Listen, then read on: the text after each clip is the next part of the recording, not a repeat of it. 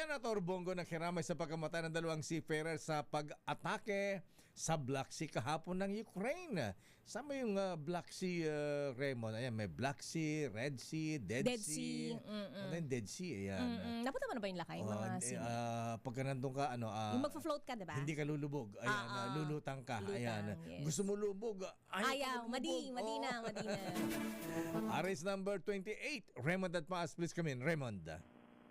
Mayor Misteya nagpatid ng pagkiramay si Senador Christopher Bongo sa pamilya ng dalawang seafarers na namatay sa magkasunod na pag-atake sa mga barko sa Black Sea, sakop ng Ukraine. Ito'y matapos iulat ng Department of Migrant Workers o DMW na isang seaman ang namatay sa pag-atake ng July 6 at nasundan ng isa pa noong July 19 at may isang naiulat na nawawala at 12 nasugatan.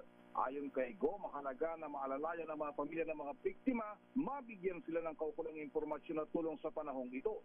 Diin ng senador mahalaga ang papel ng ating mga seafarers, hindi lamang sa kanilang pamilya kundi sa ekonomiya ng bansa.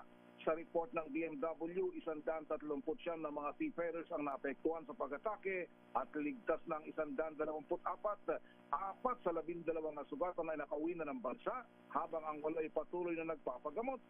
Nanawagan sigo sa DMW, DFA at mga kaukulang ahensya ng pamahalaan na ipagpatuloy ang pagbabantay sa iba pang mga nakadeploy na seafarers lalo na sa area ng Black Sea na apektado ng Russia-Ukraine War at Strait of Hormuz na apektado sa pagitan ng gera sa pagitan ng Amerika, Israel at Iran.